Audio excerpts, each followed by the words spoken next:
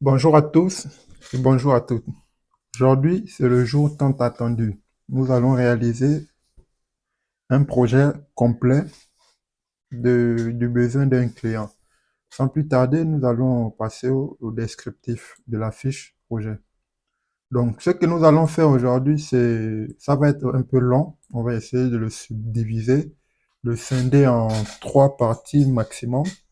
Voilà. Donc, mais l'une des grandes parties venait d'être faite précédemment dans la vidéo qui faisait un peu part ou faisait mention des descriptifs un peu du hangar. Donc là, ce que nous allons voir aujourd'hui, c'est ce qu'on appelle un bureau d'études qui est souvent réservé aux stagiaires. Moi, quand j'étais en stage, voilà, c'est ce qui m'était réservé. C'est ce qu'on appelle l'étude de faisabilité d'un projet. Donc, quand on parlait dans les cours précédents, nous avons dit l'étude de faisabilité d'un projet se faisait sur trois niveaux. Il y avait le niveau technique. Là, donc, le niveau technique, c'était, voilà, par exemple, là, on va parler de la structure, sa réalisation. Par exemple, la région, le productible, l'ensoleillement. Voilà, si c'est par exemple pour un hangar neuf, si c'est pour un bâtiment existant, voilà, est-ce que la charpente peut tenir? Donc ça, c'est tout ce qui est technique. Voilà un peu. Maintenant, il y avait aussi le volet réglementaire.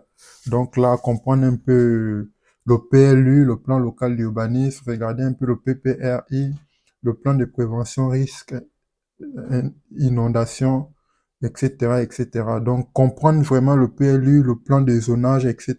Est-ce que dans cette zone, que dit les prescriptions réglementaires sur le volet, quoi. Donc, c'était un peu ça. Et il y avait le dernier volet de l'étude de faisabilité qui était l'analyse financière. Donc, ça, c'était plus réservé au patron, au boss lui-même, au chef de projet. Donc, c'est un peu ça. Donc là, en jouant le rôle d'un stagiaire, c'est plus pour vous montrer un peu l'esprit, comment ça fonctionne un peu. Donc, dans cette vidéo, nous allons juste nous appesantir sur le premier volet, qui est le volet technique, quoi. Donc, on va essayer de réaliser le descriptif technique du projet, comprendre le projet dans sa description, c'est ce qui est devant nous là, faire une estimation des différents besoins en termes de matériel, en termes de productibles, etc. Donc, le chiffrage un peu global pour avoir une idée, une vue globale sur les différents prix. Et voilà. Et on va aussi voir le descriptif des différents équipements, les shelters, les onduleurs, etc., etc., les câbles et tout ça. Donc ça, c'est ce que nous allons voir premièrement. Nous allons aussi travailler avec les différents logiciels. Vous allez voir comment déterminer le productif, plein de choses. Donc là, j'ai devant moi ce qu'on appelle une fiche projet. Donc voilà, désolé. Voilà, ça, bon, j'ai pas rempli les coordonnées GPS parce que je sais où je suis en train d'aller. Mais voilà, ça provient, par exemple, on suppose que ça provient c'est une fiche projet qui revient de notre apporteur d'affaires. Donc ici, il ne devrait pas avoir le logo d'Exit Technologies Solar. Il devrait avoir le logo de sa SAS ou sa SA, sa SAU, sa SASU. Voilà. Là, on va lire le descriptif, l'analyser et le comprendre. Donc là, c'est le stagiaire qui va prendre la parole maintenant pour lire et comprendre le besoin du client. Donc, le client, un agriculteur qui aimerait savoir s'il peut avoir, au travers de nos différentes offres, est-ce qu'il manque, obtenir un hangar de dimension 30 x 89. Donc là, j'ai une première information. Le besoin du client, c'est un hangar, je le note dans mon petit calepin ou bloc-notes, de 30 x 89. Donc là, en termes de hangars, c'est costaud. C'est vraiment costaud. La plupart des hangars 30, ce sont des hangars symétriques de ce genre. De ce genre, dans cet esprit-là. Voilà, de ce type-là. Vous voyez un peu ça, c'est un hangar symétrique avec un alignement de poteaux ici, un alignement de poteaux sur cette face-là et un alignement de poteaux ici supplémentaire pour soutenir la structure. Donc là, on aura quatre rangées de poteaux. Donc là, on a six, mais voilà, ça c'est juste, c'est pas un alignement de poteaux, ça c'est juste pour garantir la porte d'entrée ou le portique d'entrée, quoi. Sinon, les poteaux sont là, les poteaux qui soutiennent encore la structure sont là. Donc, ces deux extrémités-là. Bref, on va continuer notre lecture. Donc, le client, un agriculteur, aimerait savoir s'il peut avoir, au travers de nos différentes offres, obtenir un hangar de dimension 30 x 89 pour stocker. Donc, on sait que c'est un hangar de stockage. Stocker ces différentes cultures. Donc, il possède des serres, donc il a des serres déjà sur le terrain. Donc, il produit à travers des serres, quoi. Donc, c'est ce qu'on appelle la culture hors sol. Bon, il y a aussi des cultures sous-sol, mais qui sont couvertes par des serres, quoi. Donc, regroupe la culture. Il possède des serres qui regroupent la culture de légumes ou de potagers comme les tomates, aubergines, melons, poireaux, salades, radis, choux, concombres et des cultures de baies. Il veut également du bardage. Donc, ça, c'est une deuxième information. Il veut du bardage. Vous voyez un peu? Du bardage. Je note. Bardage. Il veut du bardage pour se protéger des intrusions. Voilà.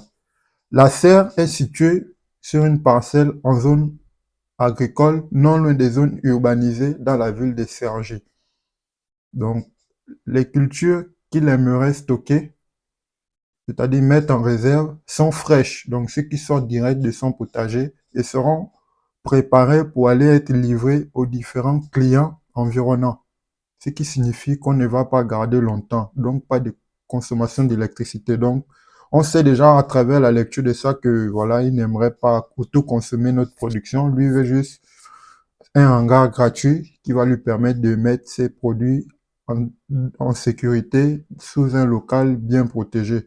Donc là, pas d'autoconsommation déjà. Donc je sais déjà que voilà, on est en injection totale, production sur, en injection totale sur le réseau national. Et un dernier point, il dit, et il m'a fait savoir qu'il est ouvert à d'éventuelles propositions pour la location des terres pour obtenir des serres de nouvelle génération, sous réserve bien sûr. Ok, donc ça c'est le premier projet, mais là il nous ouvre la porte. Au cas où ça marche bien, où ça se passe bien, ce premier projet, il nous donne l'opportunité de venir échanger avec lui pour l'obtention de nouvelles serres, quoi. Donc les serres photovoltaïques, voilà, il y en a les nouvelles serres, nouvelle génération, qui sont couvertes par des bâches qui laisse entrer la lumière à certains côtés et on peut aussi produire de l'électricité également. C'est plus en milieu agricole, c'est vraiment des serres nouvelle génération bien adaptées et nous on pourra revendre de l'électricité. Et lui, qu'est-ce qu'il gagne? Il gagne des serres modernes et peut-être une petite soulte ou si les serres ne sont pas chères, il aura une petite rémunération en fonction du bail qu'on va signer chaque mois. Donc, ça, on peut dire que ça fait un projet. Mais là, c'est une autre proposition, quoi. Donc, c'est un peu ça. Donc, si nous sommes ouverts, on peut prendre contact avec lui et discuter. Donc là, il y a maintenant ce qu'on appelle l'appréciation et l'observation du rapporteur d'affaires. Donc, il nous dit, magnifique projet, une merveilleuse personne et très gentil. Bon, ça, c'est des mots aimants. Aimable, ça c'est voilà, c'est un homme d'affaires, donc forcément il est un homme affable quand il te rencontre. Il faut être ouvert d'esprit le premier jour. C'est un homme d'affaires. Maintenant, il ajoute très bon projet, ok, des poteaux électriques dans la zone ainsi que des bornes incendie. Donc c'est bon déjà. Donc là, vous voyez, quand il nous dit il y a des poteaux électriques, ça c'est son observation, le fait d'être passé là. Donc là, il y a une forte possibilité de raccordement non loin de la parcelle. Donc, plus besoin de tirer beaucoup de câbles. Là, on sait déjà que non, pour ce projet, on va pas tirer suffisamment de câbles. Et il nous dit par exemple qu'il y a des bornes incendie ici. C'est aussi une information qui est très importante. Parce que là, on sait que, par exemple, la sécurité incendie, il y a les bornes rouges que vous rencontrez souvent pour les pompiers, là, qui permettent de brancher des tuyaux d'adduction d'eau, bon, pas d'adduction, des tuyaux d'eau, pour pouvoir arrêter certains incendies quand elles démarrent, quoi. Donc là, on sait que déjà pour ce projet, on n'aura pas à réserver un espace pour la bâche. Donc, c'est très intéressant. Donc là, en tant que stagiaire, j'ai lu le descriptif du projet, j'ai essayé de comprendre tout. Qu'est-ce que je vais faire maintenant? Je viens ici. Je vais prendre par exemple la latitude et la longitude, les coordonnées GPS. Vous voyez un peu. Donc là, c'est un projet un peu fictif, donc il n'y a pas. Mais moi, je sais où je vais. Donc je vais aller sur Géoportail. Sur Géoportail. On va aller sur Géoportail.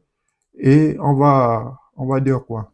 On va essayer d'aller vers la parcelle. Donc, je tape géoportail. Si j'avais les coordonnées GPS du lieu, je devais mettre les coordonnées GPS, mais moi, comme je sais où je vais, donc je vais écrire résidence universitaire, universitaire, La Croix, Saint-Silver, CAJ 95, Saint-Silver, CAJ 95 000. Voilà. Donc là, le piquet qui met là on a CRG. Voilà, CRG 95. Voilà, bon là, j'enlève d'abord les histoires des cadastres là. J'enlève d'abord. Voilà, pour bien voir, on reste sur la vue aérienne. Ok, donc là, ça c'est une zone urbanisée. Vous voyez bien les maisons.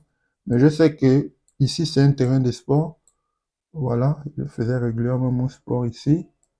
Et là, il y a des cultures, des terres agricoles ici. Voilà.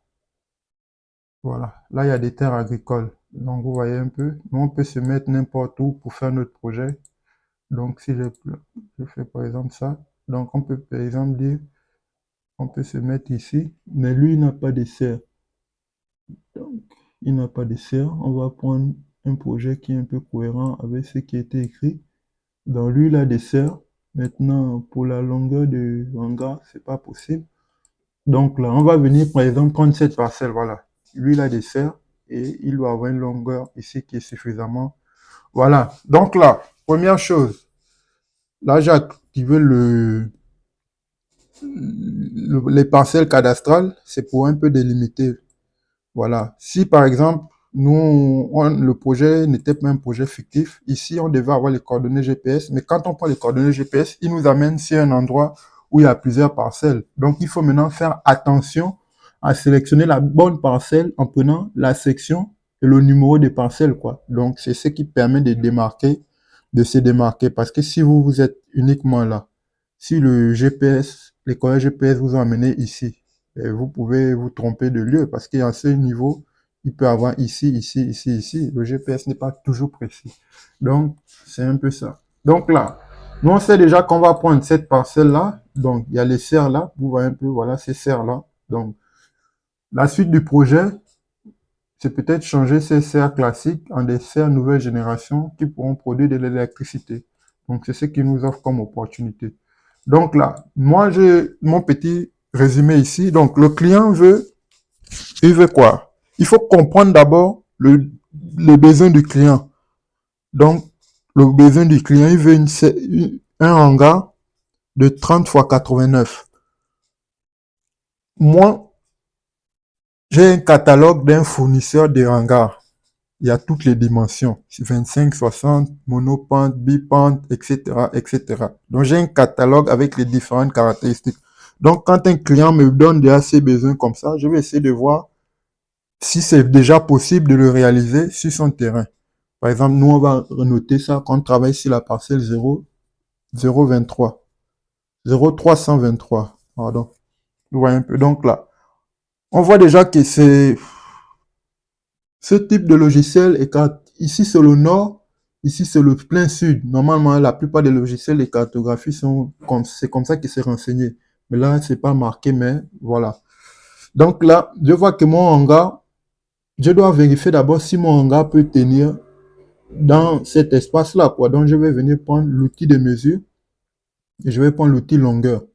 Vous voyez un peu, je vais mesurer une distance. Je prends par exemple la parcelle 0,33, c'est tout ce qui est contenu ici, là, jusqu'à cette limite-là. Vous voyez un peu, jusqu'à cette limite. Ici, c'est une autre parcelle. Donc là, mon hangar ne peut être mis ici. Vous voyez un peu. Si la parcelle était plus grande, j'aurais positionné mon hangar de telle sorte qu'il soit dans les meilleures positions, une position dite optimale, c'est-à-dire plein sud et plein nord, pour avoir le meilleur ensoleillement vers le nord. Mais là, la parcelle nous oriente déjà, donc on ne peut pas avoir notre hangar dans les conditions optimales. Donc là, le stagiaire va décider de disposer, par exemple, le hangar ici. Donc, les longrines vont être de ce côté. Par exemple, là, on mesure 48 mètres à la limite de parcelle en termes de largeur. Ça veut dire que 30 mètres de largeur, c'est faisable sur ce côté-là.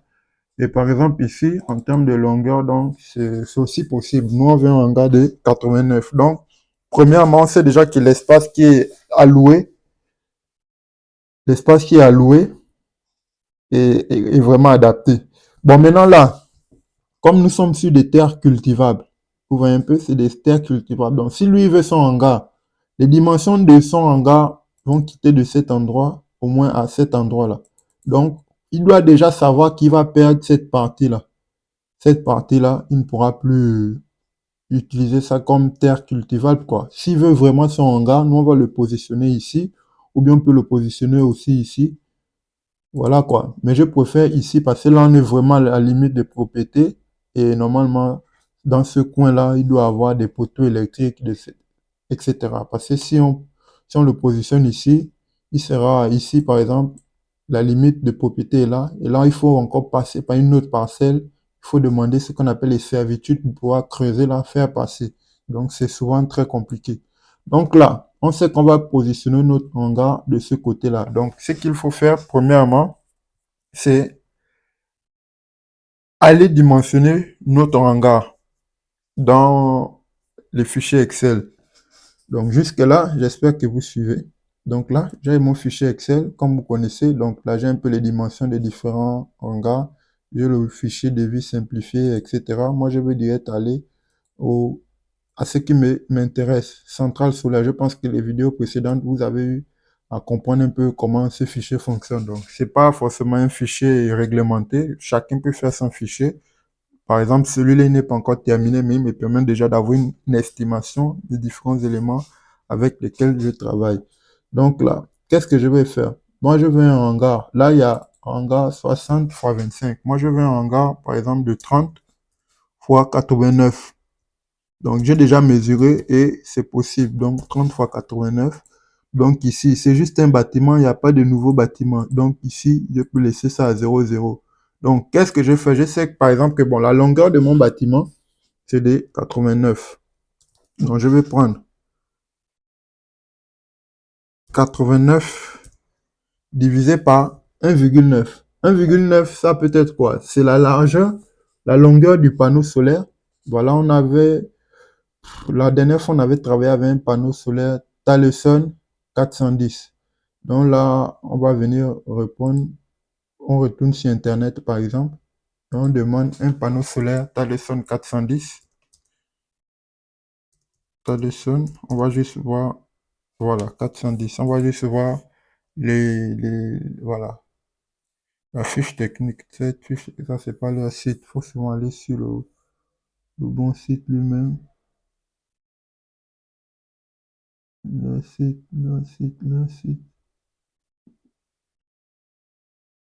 Donc, j'enlève 410 pour avoir accès à leur propre site. Parce que voilà. Là, je viens sur leur propre site. Et là, je viens téléchargement. Je vais voir, ils proposent beaucoup de types de panneaux solaires monocristallins, monofaciaux. Voilà, il y a les monofaciaux et les bifaciaux. Bifaciaux, c'est ceux qui récupèrent la chaleur, les rayons du soleil qui ont été réfléchis ou réfractés au niveau du sol. Donc là, moi, je veux par exemple un panneau solaire 410. Donc, il peut être dans quelle tranche comme ça? 435, 410, 410, je peux le trouver où ici? Voilà, je peux le trouver entre 395 et 415 watts. Donc, c'est forcément ce panneau-là. Donc là, je viens ici, je vais regarder, j'augmente, je vais regarder ces dimensions. Donc, voilà, c'est les mêmes dimensions que la dernière fois. La longueur, je note, la longueur du panneau, c'est en millimètres. Donc, en mètres, ça me fait 1,722. Et la largeur, c'est 1134. Donc, en mètres, ça me fait 1,134. Donc, c'est ce que je voulais juste savoir. Dans la suite, on va vraiment comprendre comment fonctionne, on va décrypter les fiches techniques de ces panneaux solaires. C'est pas l'objet ici. Ce qui nous intéresse ici maintenant, c'est savoir qu'on a pris un panneau solaire monocristallin et pas qui n'est pas bifaciaux, quoi. Monofaciaux, voilà, ça veut dire réfléchir, il capte, puis il absorbe les rayons du soleil d'une seule face. d'où le terme mono. Donc là, donc, je sais déjà que mon panneau solaire a une longueur de 1,722, sachant que chaque panneau solaire est mis en paysage côte à côte avec un espacement de 20 cm. Donc ça va me faire, je vais faire ici, par exemple, je vais vous montrer, comme la dernière fois, je vais mettre 1,722, 722, je fais plus 0,2. Vous voyez un peu 0,2 et je ferme la parenthèse, je calcule. Vous voyez un peu. Par exemple, ici, je vais mettre le terme égal, je fais 1,722 plus 0,2. Vous voyez un peu la longueur du panneau plus l'espacement entre le prochain panneau.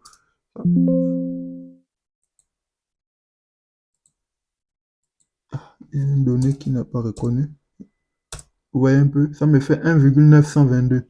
Donc ça veut dire que ici là, j'ai pris la longueur de notre hangar divisé par 1,922 et la valeur que ça me donne, ce sera le nombre de panneaux solaires que je peux mettre sur toute la longueur. Donc là, j'ai 46 panneaux. Je peux mettre ici, donc sur tout le long, 46 panneaux. Vous voyez un peu. Donc, c'est un hangar symétrique. Donc, au nord, on aura 46 panneaux. Au sud, on aura 46 panneaux. Ça, c'est en ce qui concerne maintenant les longueurs. Maintenant, sachant que les hangars ont une certaine hauteur par rapport, voilà. Donc là, vous voyez un peu, là, c'est tout ce long-là que je vais mettre les panneaux, 46 panneaux. Là, on a pris la longueur. Maintenant, la largeur de ce coin à ce coin, sachant que c'est symétrique. Donc, il y a une manière de calculer. Je vais, par exemple, je vais tracer ici une droite et en fonction de l'angle qu'aura mon hangar, si c'est 20 degrés qui a été choisi ou 30 degrés. Donc, ça, c'est dans les caractéristiques du constructeur. Donc, nous, on peut prendre, par exemple, avec un élément qui est à 30 degrés ou 20 degrés. Voilà. Et après, on va prendre la moitié de ça, c'est 15. Donc, on aura le côté adjacent qui est de 15. Et on va, par exemple, connaître l'angle qui est de 20 degrés ou 30 degrés. On va permettre, avec le théorème de Pythagore, on va calculer le cosinus de ce côté-là, ce qui sera l'hypoténuse. Donc, on va dire que cosinus de l'angle alpha serait égal au côté adjacent, qui est 15 mètres, la moitié de cette longitude, sur l'hypoténuse qui est L, ici, qui est recherché. Donc, on va tirer L, sera égal à, j'essaie d'écrire, cosinus de 30 degrés est égal au côté adjacent, qui est connu, qui est 15, sur le côté sur l'hypoténuse. Donc, on va voir le côté qu'on recherche, c'est l'hypoténuse L, qui sera égal à 15 sur le cosinus alpha, qui est 30 degrés. Donc, 30 degrés, moi, je le prends de façon un peu hasardeuse. Ça peut être 30 comme 20 degrés. Donc, on va déterminer normalement par rapport à la région, la meilleure inclinaison. Et on peut trouver, par exemple, 20 degrés, l'inclinaison optimale. Et nous, on va dire, par exemple, à notre constructeur, on veut un hangar symétrique qui respecte au moins une inclinaison comprise entre 20 degrés et 21 ou 22, 23, en fonction des possibilités qu'il peut nous fournir, quoi. Donc là, ça va nous permettre de déterminer cette longueur-là. Donc, quand on va déterminer cette longueur-là, là, maintenant, on va dire, par exemple, les panneaux qui vont être affichés ici, sur la largeur, on va prendre la largeur d'un panneau, on va prendre la longueur totale qu'on va trouver ici, divisée par, on va dire quoi, par la largeur d'un panneau, on va additionner également, on va additionner ce qu'on appelle l'espacement entre deux panneaux solaires. Et donc là, moi je fais mes calculs ici avec ce que je peux. Et voilà, on va voir ce que je trouve. Donc je trouve que je peux mettre 13 panneaux, 14, 15. Je peux mettre 14, bon ça me donne 15, mais moi je peux mettre 14 panneaux en largeur sur le côté. Donc là, je vais venir ici. Et là, au lieu de 10, je vais pouvoir mettre 14 panneaux. Donc ici, je peux mettre également 14 vu que c'est un hangar symétrique.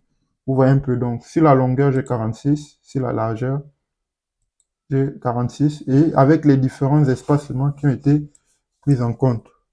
Donc, vous voyez un peu, tous les petits éléments là, c'est les calculs qu'on essaie de faire de temps en temps. Donc, il ne faut pas prêter attention à ça. Donc là, je sais déjà que j'aurai 644 panneaux solaires sur chacun des pans de mon hangar. Donc, dans le descriptif du projet, le propriétaire n'a pas demandé à ce qu'il veut des puits de lumière. Il n'a pas écrit qu'il veut qu'on mette des puits de lumière sur le hangar. Donc, s'il avait demandé qu'on mette des puits de lumière, on devait déterminer, par exemple, combien de puits de lumière il veut. En fonction de ça, on va venir ici et on va retirer, par exemple, si il voulait, par exemple, 10 puits de lumière, on peut dire, par exemple, 10 puits de lumière vont nous faire 10 panneaux. Donc, nous, on va lui se retirer 10 panneaux ici. Vous voyez un peu. Donc, ça réduit.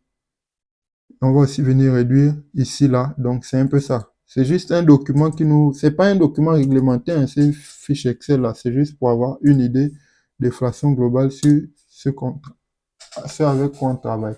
Donc, là, donc, il n'y aura pas de puits de lumière, c'est bien. Donc, mes panneaux solaires totaux seront ici. Donc, c'est la somme de ça, plus ça. Vu que c'est symétrique, on aura le même nombre de panneaux solaires ici. Donc, ici, c'est le calcul des chaînes. Donc, on aura 31 chaînes de panneaux solaires ici, 31 chaînes de panneaux ici.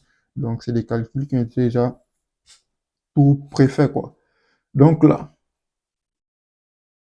on connaît déjà le nombre de panneaux solaires. C'est déjà ici. Donc, on fait la somme Q28 jusqu'à ce niveau-là. Bon, ça allait là, mais vu que ici, c'est 0, 0, 0, donc on s'arrête juste à ces deux-là. Bref, donc là, c'est déjà bien. Maintenant, il faudra remplir ce tableau-là.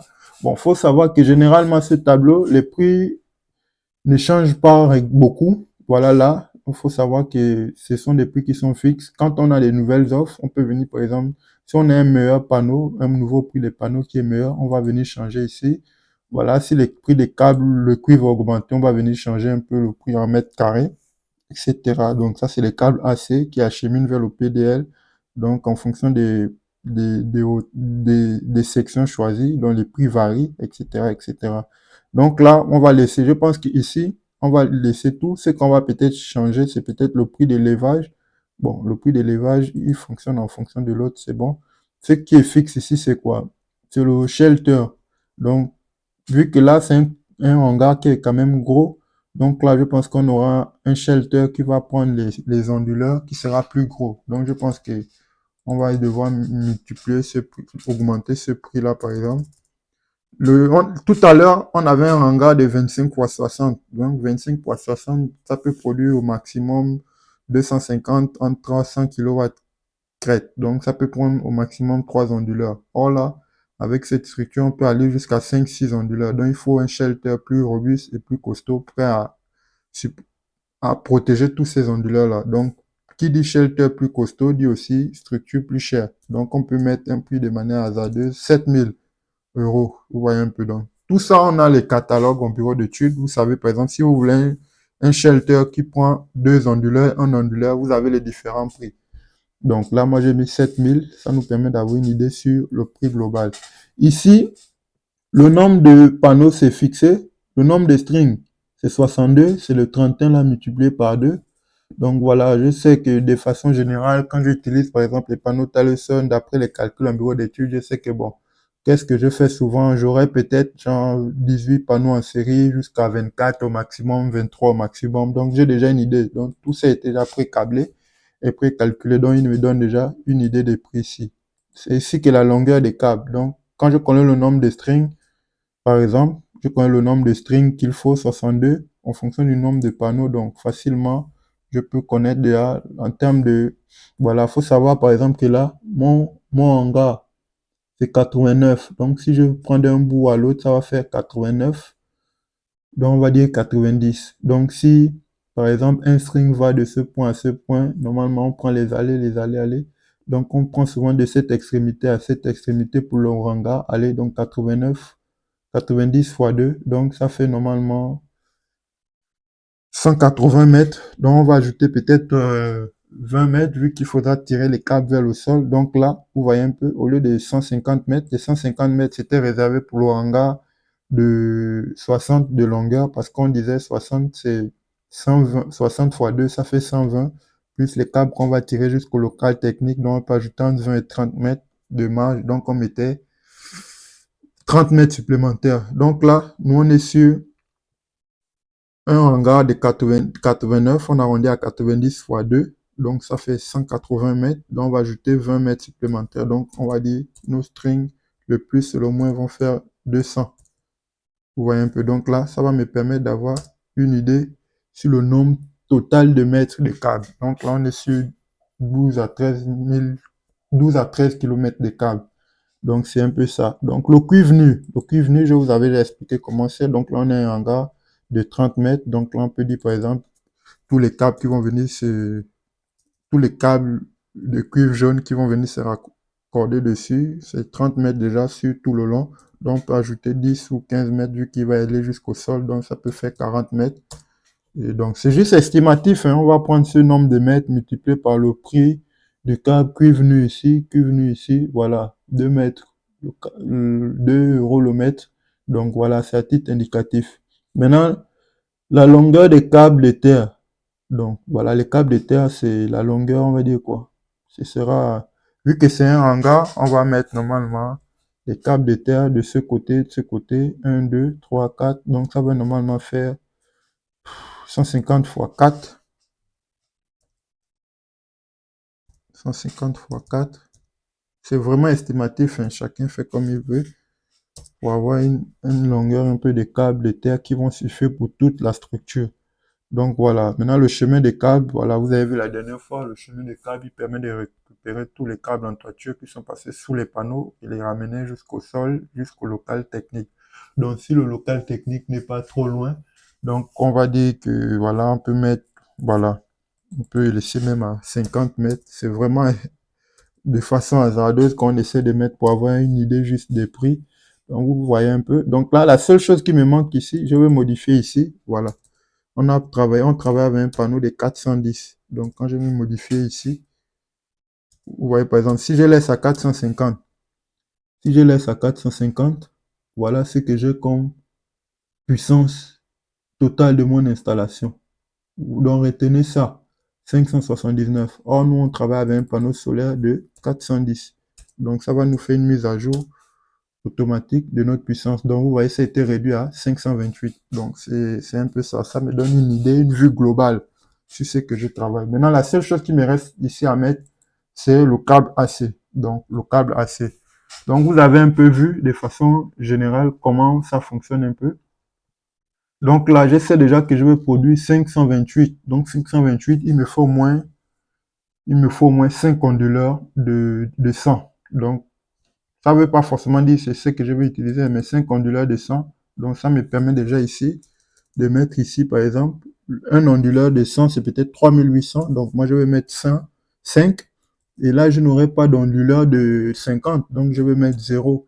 Et le 700, la dernière fois. Donc vous avez, là, j'ai déjà une idée globale sur l'élément, rien que sur le prix des onduleurs. Donc, c'est un peu ça. Maintenant, qu'est-ce qu'il faut encore modifier ici? La plupart des prix sont fixes, quoi. Voilà. Et beaucoup varient en fonction des... ils sont liés, quoi. Donc, voilà. Là, comme la structure, elle est robuste, par exemple, le génie civil, il faudra beaucoup d'éléments. On peut donc changer le 500, on peut mettre 1000 parce qu'il y aura beaucoup de matériel à convoyer. Donc, il faudra peut-être une ou deux journées pour faire acheminer tous les éléments. Donc, vous voyez un peu. Donc, les griffes, il faut savoir que tous sont liés en fonction du nombre de câbles et tout, et tout, et tout. Donc, ici, il n'y a pas grand-chose à modifier. Donc, les MC4, tout est lié.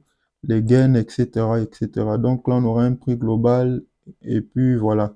Donc, ici, j'ai presque terminé, mais c'est pas encore terminé. Donc là, qu'est-ce que je vais faire maintenant? Je vais maintenant aller calculer les productibles, les ensoleillements.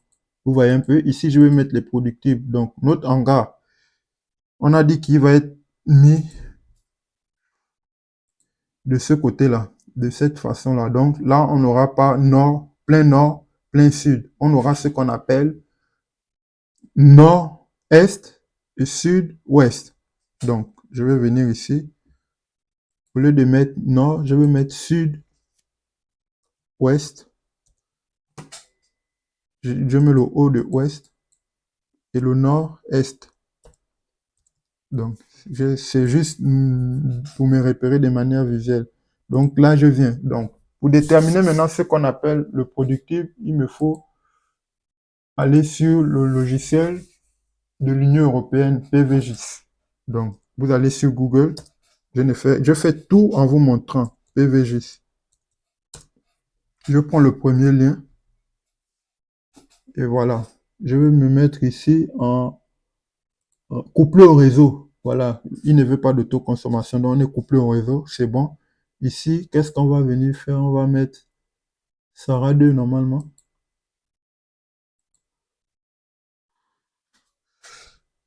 Si je clique ici, pourquoi il fait ça?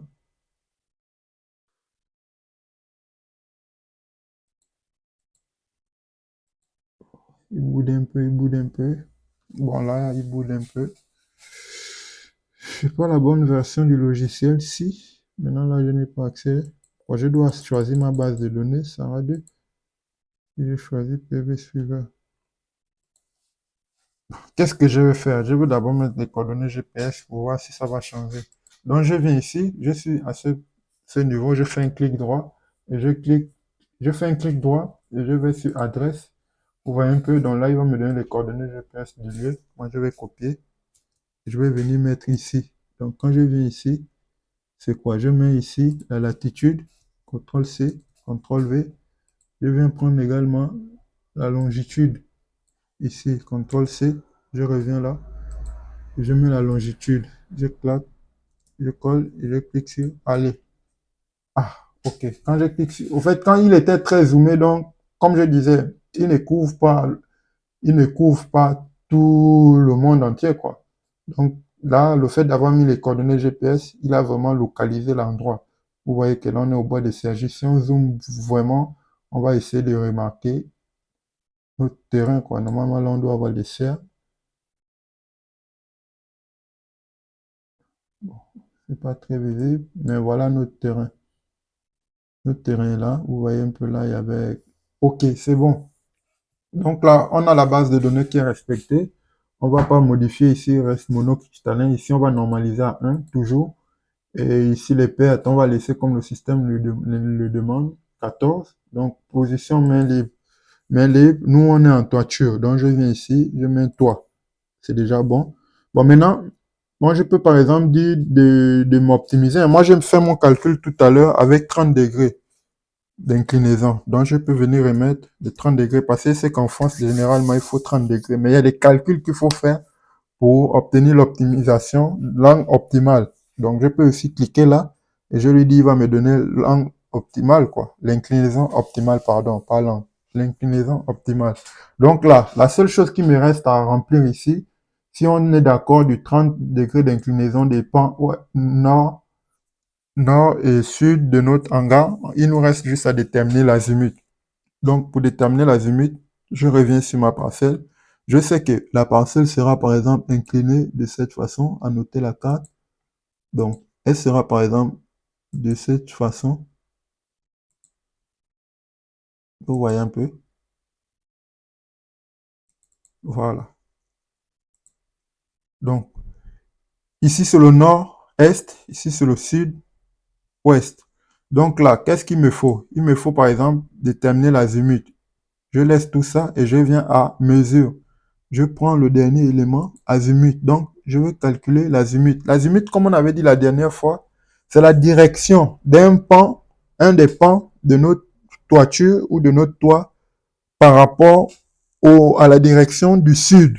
Donc là, quand je vais piquer là, il va me donner dans ce sens. Il va me donner 30 degrés. Donc, l'azimut nord-est, c'est 30 degrés. Mais comme il faut le mettre sur PVGIS, donc il y a un décalage. Donc, l'azimut de PVG, c'est cet azimut moins 180. Donc, je vais prendre l'outil calculatrice. Calculatrice. Et je vais prendre le 30,56 là. 30,56. Je vais faire moins 180 degrés. Et je trouve moins 149,44. Donc là, on est au nord-est. Donc, je viens ici, dans mon fichier Excel. Pardon, sur PVGIS, je vais mettre le moins 149. Ici, je mets le moins 149,44. Bien, je peux même laisser. Donc là, j'ai tout renseigné déjà. Vous voyez un peu couplé au réseau. Ici, on n'a rien changé. On a gardé comme le logiciel demande. Ici, nous sommes accordés sur 30. Ça pouvait être 20. Ça dépend vraiment des caractéristiques du hangar. Vu que les panneaux solaires seront posés sur la toiture, donc ils vont respecter l'inclinaison de notre hangar. Donc la seule chose qu'on a calculé ici, c'était ça. Donc pour déterminer l'azimut, on allait sur PVGIS, on a calculé l'azimut sur la façade, sur le pan nord-est, on a trouvé une valeur, on a fait moins 180, c'est cette valeur qu'on vient renseigner ici. Et là, nous sommes prêts à calculer. Donc quand on va lancer le productif, il va nous donner l'ensemble des choses. Ce qui va nous intéresser ici, c'est la production annuelle en kilowatts-crête. Donc, c'est vraiment faible. Là, c'est l'irradiation, donc la quantité de soleil qui est déversée en mètres carrés dans la région. C'est vraiment faible. Donc, Cergy, c'est pas une zone qui est fortement ensoleillée, sachant que pour avoir un bon ensoleillement, il faut être plein sud. Donc là, on est au nord-est, donc c'est un peu normal. Donc là, on va dire quoi? On a un ensoleillement improductible de 669,9. C'est vraiment faible. Aucun projet ne peut se faire avec ça. 669,9. Donc là, on est nord-est. Je vais venir mettre 669,9. Ça fait, on peut arrondir à 670. J'ai bien aimé la valeur 669,9. Ça fait 670, mais c'est pas grave. Donc, nord-est, on a cette valeur-là de productible. C'est vraiment faible. Vraiment, vraiment, vraiment faible. Donc, on va calculer le sud-ouest. Je reviens ici, sur Job Portail, et je prends le même outil, Azimut, et je fais maintenant de ce côté. Voilà, je trouve 212. Je prends le même outil, 212,06, 212,06 moins 180 degrés. Ça me donne combien? 32,06. Donc, je reviens sur PVGIS. Vu que c'est un hangar symétrique, tout sera identique. On va juste changer l'azimut. Donc, l'azimut, tout à l'heure, la calculatrice m'a donné 32,06. Donc, je peux mettre 32. Et là, c'est bon. J'ai mis mon 32 et je peux valider. Et il me donne un productible. Au sud, c'est un peu supérieur, mais c'est toujours faible. 10,44. C'est toujours faible. 1044. Donc, je viens ici. Je fais 1044. Donc, c'est bon. Donc, lui, il va me donner maintenant un productible moyen en fonction des deux productibles là. Voilà, il me donne un ensoleillement productible de 856. Avec ça, aucun projet n'est faisable.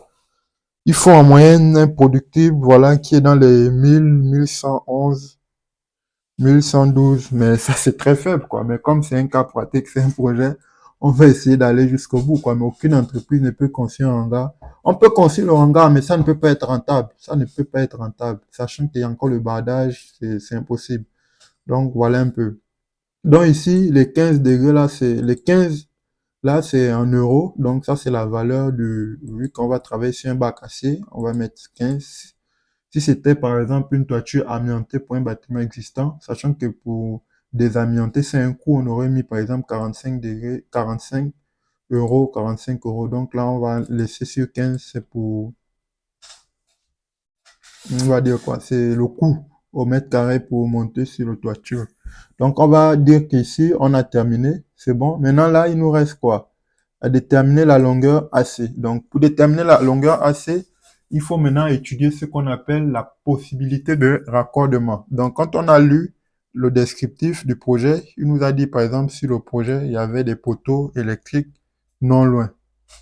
Client a livré, on va relire un peu. Il y avait des, voilà, des poteaux électriques. Donc voilà, et donc il y a la possibilité de se raccorder. Donc comment nous on fait pour savoir ça? On va maintenant retourner ici. On va prendre un nouveau logiciel d'Enedis. Vous voyez un peu, moi je l'ai gardé ici, Enedis, Enedis, Enedis. Voilà, c'est un outil de cartographie de tous les réseaux. Donc voilà, si vous voulez, vous prenez ce lien-là, vous regardez le lien, data. Vous tapez les mêmes éléments, data.enedis.fr, page cartographie sur Internet, quel que soit le pays où vous êtes, hein, tout ce que je suis en train de monter là est faisable. Donc, qu'est-ce que je fais? Je vais sur ma parcelle, je prends les coordonnées GPS, c'est déjà là. Donc, je peux sortir déjà, j'ai calculé mon azimut, c'est terminé. Tout ça, je peux fermer. Donc voilà. Qu'est-ce que je peux faire maintenant? Je reprends les coordonnées GPS de ce lieu. Vous voyez un peu? Je prends la longitude et la latitude en même temps. Et là, je vais aller sur mon outil de cartographie des réseaux électriques de France. Je vais renseigner ici. Vous voyez un peu, c'est juste valable en France, hein. Voilà, je vais renseigner mes coordonnées, CTRL-C, CTRL-V. Je vais appuyer. Donc, vous voyez un peu, il nous a amené exactement où nous étions. Ça, c'était les serres qui étaient à côté. Voilà, ça, c'est ça. Donc, voilà. Donc là, qu'est-ce que moi je veux savoir? Donc là, il m'a amené à l'endroit exact. Ce que moi je veux savoir, c'est quelles sont les lignes électriques aériennes, souterraines ou autres, bon, autres équipements, c'est les postes basse tension, etc. Les postes sources, les transformateurs, etc. Ça, c'est quand on fait d'autres types de branchements. Donc, nous, qu'est-ce qu'on veut savoir? On veut savoir, parmi les lignes aériennes, là, quelles sont celles qui sont en basse tension? Donc, je vais cliquer sur basse tension. Donc, il me dit que sur ma parcelle, là, il y a une ligne aérienne, il y a une ligne aérienne en basse tension qui passe ici. Donc, comme il disait, il y a les poteaux non loin, non loin.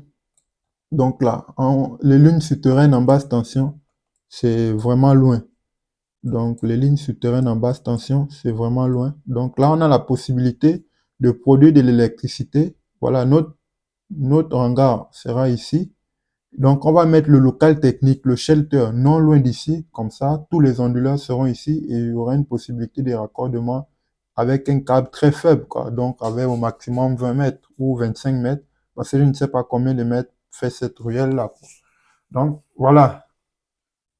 Si on n'avait pas vu basse tension, là, on aurait regardé les lignes haute tension, etc. Et si on ne voit rien, si rien ne s'affiche, il faut savoir que dans cette zone, il n'y aura pas une forte possibilité de raccordement. Le fait qu'il n'y ait pas de possibilité de raccordement peut mettre fin au projet, hein. À ce niveau déjà. Donc, c'est ça, l'étude technique. L'étude technique, c'est tout ça là, la possibilité de raccordement. S'il n'y avait pas un poste de raccordement là, on ne peut pas faire une injection totale au réseau. On peut faire un projet pour de l'autoconsommation sur place. Donc là, comme il y a la possibilité de raccordement, le câble il passe là. Donc là, moi, je vais venir remettre sur ma parcelle et je vais voir comment je peux mesurer. Vous voyez un peu? Voilà. Donc, ça veut dire qu'il y a les poteaux électriques. Si je zoome même, voilà. Vous voyez un peu, il y a l'ombre là. Bon, je suis en train d'inventer, mais voilà. Souvent, les poteaux électriques, voilà. Vous voyez un peu? Là, c'est l'ombre du poteau électrique qui est porté comme ça là. Voilà. Souvent, ils projettent une ombre sur les routes, les ruelles. Donc, ça veut dire que moi, non loin là, il y a les lignes aériennes. Donc, il y a les lignes basse tension aériennes qui sont là. Donc, ça veut dire que si moi, par exemple, je décide de mettre mon local technique ici, dans un petit coin ici, je vais raccorder en AC. Donc, je mets mon local technique ici. Je vais tirer les câbles AC jusqu'en limite de propriété, jusqu'en limite de propriété, jusqu'à... Donc, ça va pas être beaucoup, hein. Voilà. Si déjà la limite de propriété de notre parcelle, c'est celle-là, je pense, et non celle-là, dont la limite est là. Donc, si on met notre élément ici, donc le poste de livraison va être peut-être quelque part ici. On peut le positionner là, le plus près du poteau. En plus, quand on met les PDL, poste de livraison, c'est toujours en limite de propriété que Enedis va venir nous le créer. Donc là, on peut dire qu'il n'y aura pas beaucoup de câbles AC ou des câbles extérieurs, quoi. Donc, on va venir mettre peut-être... Si j'avais mis mon local technique ici, si j'avais mis mon local technique ici, le câble AC dont je cherche, la mesure aurait été la mesure de distance aurait été de ce niveau jusqu'à la limite de propriété. Vous voyez un peu, jusqu'à la limite de propriété. Jusqu'à la limite de propriété. C'est comme ça le câble AC. Et vu qu'il est de là à là, ça fait à peine 10 mètres. Donc nous, on peut aller jusqu'à 20-25 mètres au cas où, parce que quand on va tirer, il faudra aussi tirer les câbles jusqu'au poste de livraison à la limite là. Donc, ce sont des fouilles. Le câble peut aussi avoir des déviations, on peut rencontrer d'autres types de câbles. Mais on peut faire des déviations pour venir se raccorder ici. Donc, on va venir mettre ici, dans notre fichier, peut-être on va venir mettre AC, on va mettre, voilà, c'est juste estimatif, 30 mètres. Vous voyez un peu, on va mettre 30 mètres et jusque là, c'est bon. C'est bon, c'est bon, c'est bon. Jusque là, c'est bon. Donc là, j'ai terminé avec ce fichier-là. Je sais déjà que ma centrale va me produire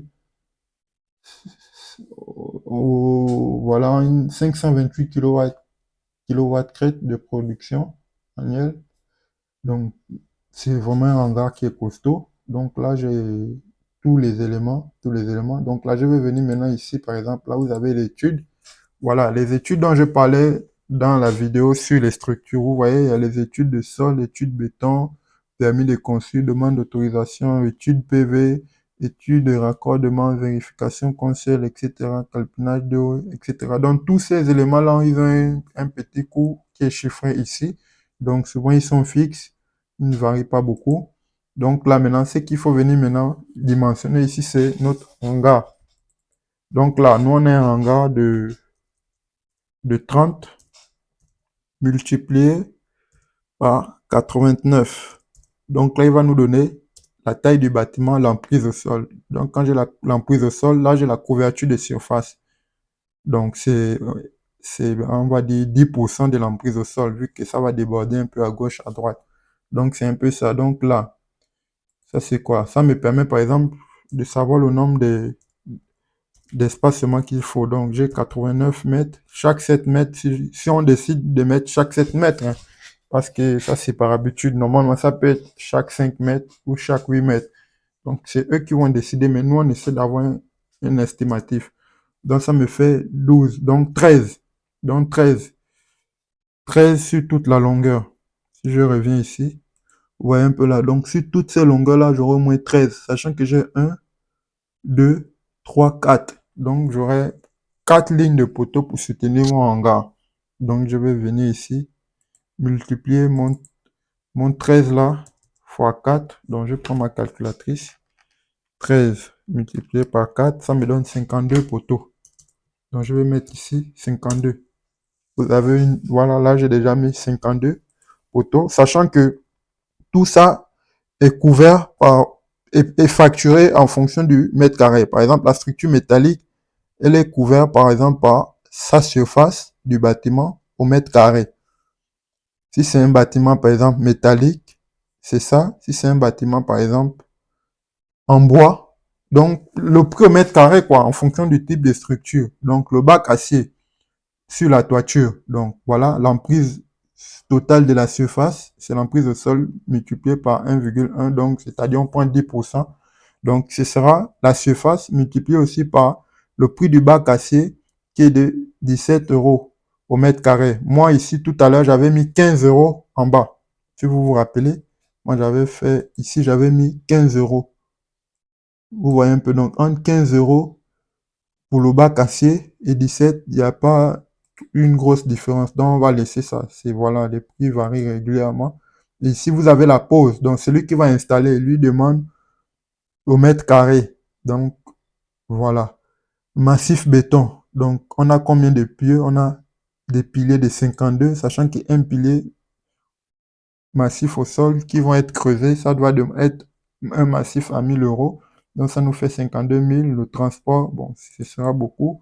On peut, par exemple, augmenter le transport à 2000, vu que c'est quand même un hangar qui est costaud, il y aura beaucoup de tours à faire. Donc, vous voyez un peu, dans l'installation, c'est le prix du D7. C'est quoi? D7, il est où? Il est D7, c'est la structure. Voilà, toute la structure multipliée par 6%. Donc, on essaie un peu de majorer ça comme ça, etc., etc. Donc, vous avez le prix de l'assurance qui est un peu... Donc, ça nous donne déjà un prix total de notre hangar. Vous voyez un peu? Donc, il y a le bardage aussi. Donc, je peux ajouter le bardage ici. Et puis, ça va me gonfler les prix. Ou bien, je peux ajouter le bardage, le prix du bardage sur la surface finale. Donc, je vais vous montrer comment on détermine la surface du bardage. Maintenant, le bardage, c'est en bac acier, en bois, il n'a pas précisé. Mais nous, on va lui faire une proposition. Bardage, par exemple, en acier, sans isolation ou avec isolation. Donc, plus c'est isolé, plus ce sera cher. Donc, vous aurez la surface à couvrir devant, derrière, à gauche, à droite. Vous aurez la surface par rapport au sol de tous les éléments, maintenant multiplié par le coût du type de bardage qui a été choisi au mètre carré. Donc, si on a 100 mètres carrés à couvrir, son bardage, si c'est en bois, on dit c'est 20 euros le mètre carré. Donc, on va prendre la surface totale de tous les différents coins de notre angle, à gauche, à droite, devant et derrière, en termes de surface, multiplié par le prix du bardage au mètre carré. Maintenant, le prix du bardage au mètre carré dépend du type de bardage. Donc là, moi, je ne l'ai pas ici. Sinon, je l'aurais fait, mais je vais vous montrer comment on peut l'effectuer là-bas.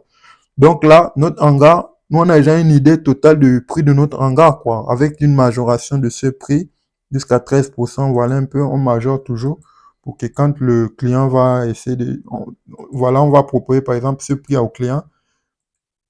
Et nous, on va travailler sur la base de ce prix, sachant que le bureau d'études, construction et structure, eux aussi vont nous faire un prix. Donc, si leur prix est supérieur à ce que nous, on a prévu, on va essayer de discuter, nous accorder quoi. Non, nous, on met en bureau d'études, on met toujours une marge. Donc là, il nous faut, par exemple, gérer le dernier truc, c'est la possibilité du raccordement. Donc là, nous, on avait, par exemple, une production de 528 kW crête.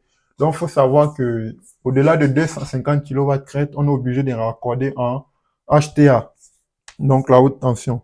Donc, nous, on veut être raccordé en basse tension. Donc, au lieu de raccorder tous les 500, on va diviser le projet en deux projets de 250 kVA et on va raccorder en basse tension pour respecter la réglementation. Parce que si on raccorde en haute tension, il y a des charges qui sont très, très élevées.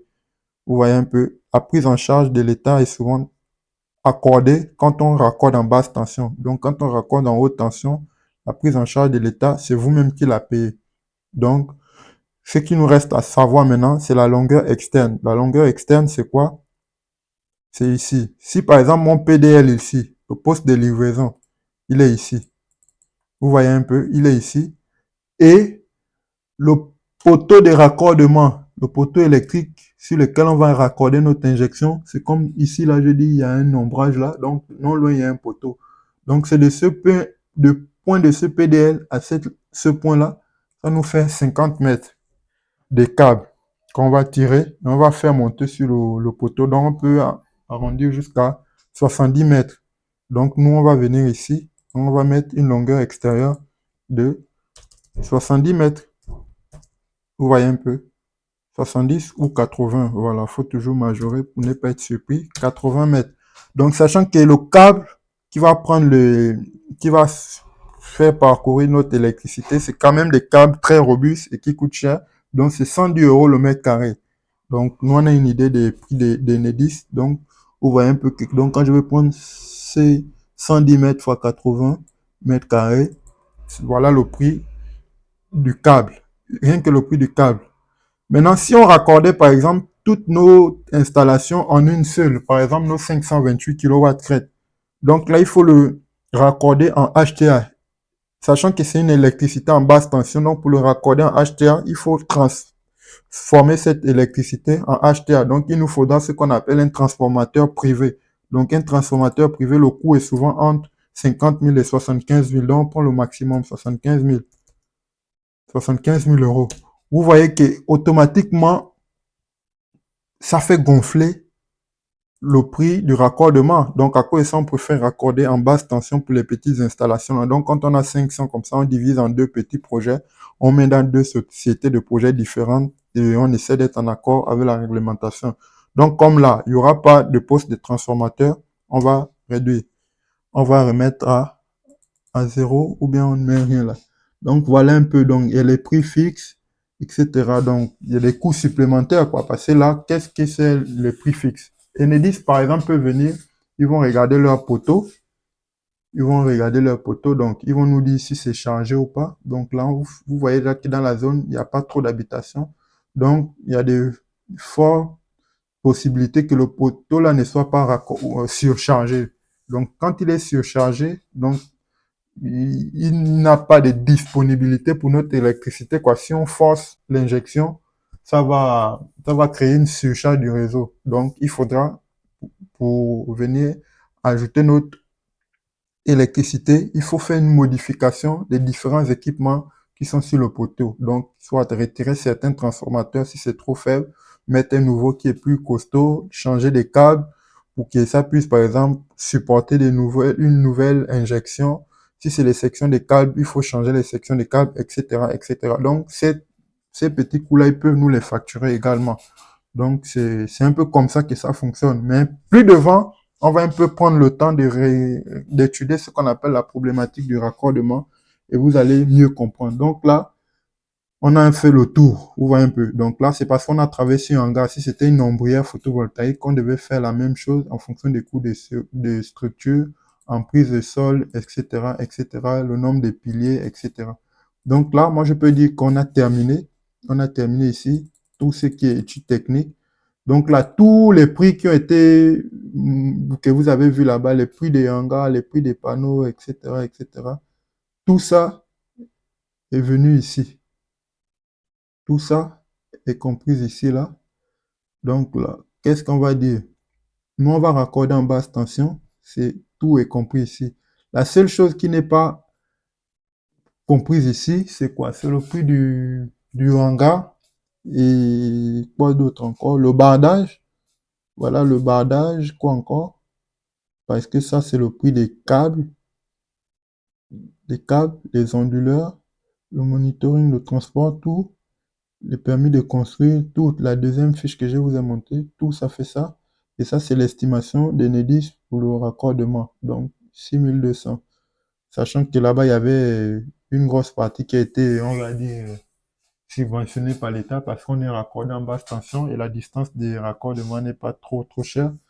Donc, voilà un peu ça. Donc là, vous avez le prix total de notre projet. Vous voyez un peu. Donc là, ce qui manque, c'est quoi? C'est le bardage et le prix du hangar. Donc là, on peut venir ici. On va dire quoi? Il va nous créer, par exemple, on va créer, par exemple, là, on va insérer une nouvelle ligne. Donc, quand on va insérer une nouvelle ligne, on va mettre quantité. Après, ici, on va écrire, par exemple, bardage. Bardage. Bardage. Vous voyez un peu, on va mettre bardage. On va venir mettre ici la surface, le coût. Donc, si j'ai pas envie de calculer, ça fait trop long. Il faut juste comprendre l'esprit. On peut dire, par exemple, le bardage, c'est la surface du pan de notre hangar. Voilà. Là, vous avez un hangar qui est bardé. Vous voyez un peu. Ce pan est bardé. On va aussi barder cette surface qui est cachée là, et la surface arrière. Donc, en fonction du matériau qui a été choisi, je pense que ici, vous avez, voilà, ça c'est bardé. Vous voyez un peu, ça c'est un hangar qui a été bardé. Vous voyez, tout est bardé. C'est ça le bardage. Donc, couvrir à l'extérieur. Maintenant, ça dépend s'il faut couvrir en bois ou en acier ou en... Il y a d'autres types de matériaux, vous voyez un peu. Donc là, j'ai pas une idée du prix, mais l'objectif est de comprendre l'esprit du projet. Donc là, quand j'ajoute cette colonne supplémentaire, je mets le prix du bardage et tout va être rajouté ici. Ça va vraiment gonfler le prix du projet. Et en fonction de ça, nous, on va faire, par exemple, un devis, quoi. Donc, c'est un peu ça. On a la puissance totale. Ça, c'est le prix des onduleurs. Vous voyez un peu tous ces prix-là. Voilà un peu l'installation totale. Vous avez tout ce prix-là. Donc, ici, là, on va ajouter la colonne. On va mettre bardage plus le prix de la structure. Vous voyez un peu. Donc, le prix de la structure, c'est quoi? Quand on vient ici, on a essayé de voir le prix du hangar. Vous voyez un peu. Moi, je peux pas. Le prix du hangar, il est à part. Pourquoi? Parce que c'est pas nous. Moi, je peux pas encore connaître le prix exact du hangar. Les choses que je maîtrise, c'est les choses sur lesquelles c'est l'électricité.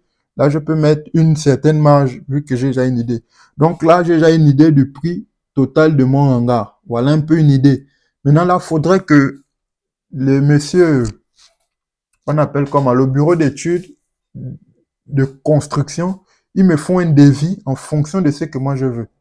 Vous voyez un peu un devis en fonction de ce que je veux. Et ils vont m'envoyer la facture. Donc, quand ils vont m'envoyer la facture, moi maintenant, je viendrai ici à devis simplifié, j'ajoute cette colonne-là. Je vais ajouter le prix qu'ils vont me dire. Donc, je vais mettre structure en gras. Donc, vous voyez un peu ici, il n'y a pas structure, il n'y a pas en gras. Je vais ajouter cette colonne-là, je vais mettre structure du hangar.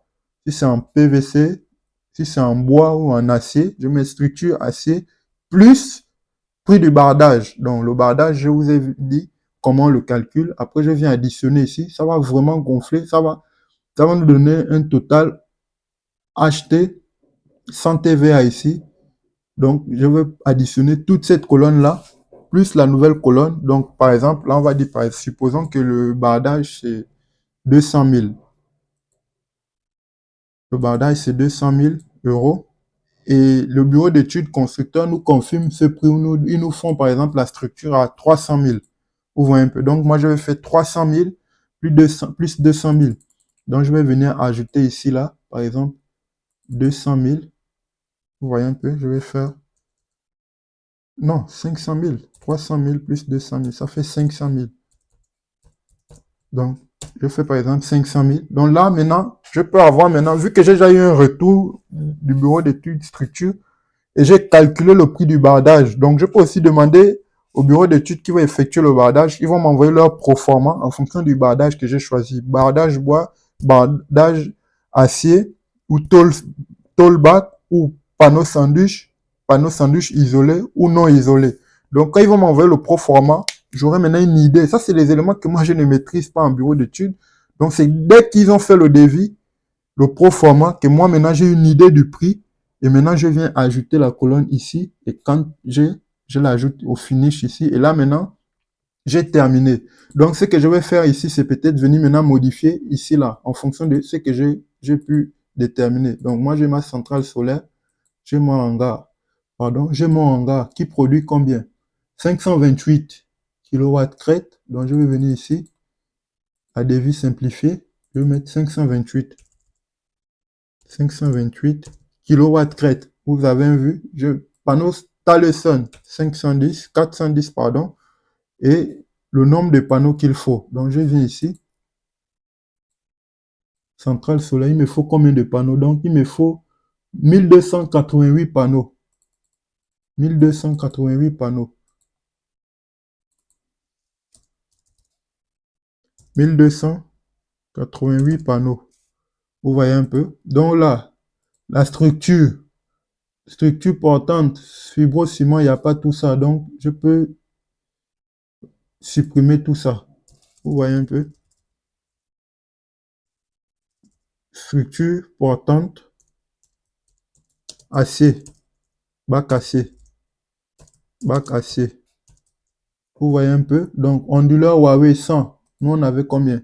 5 onduleurs qu'on a choisi. Je mets ici. Et 50, je mets par exemple 0. 0. Donc, la longueur AC. Donc, on a dit, c'était combien? 30, non? Je reviens si j'ai un doute. Je reviens ici et je regarde ma longueur AC. Voilà, on va tirer juste 30 mètres de AC. Et les câbles des strings des différentes chaînes, c'est 12 400. Donc, on va mettre 13 000 mètres. Donc, 30 pour AC et 13 000. Donc, AC, on va venir là, on va mettre 30. C'est aussi simple que ça. 30. Et ici, on va venir mettre longueur de 13 000 mètres. 13 000 mètres. Donc, vous voyez un peu. Là, je fais ce qu'on appelle un devis total pour mon projet. Donc là, j'ai une idée globale du coût.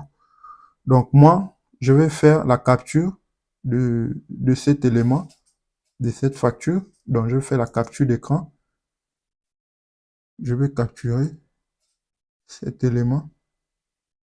Vous voyez un peu, je vais capturer cet élément et je vais le prendre, je vais aller le renseigner dans un dossier. Je vais faire, on va dire, un petit devis explicatif là. Là, je vais faire tout est résumé là. Donc là, quand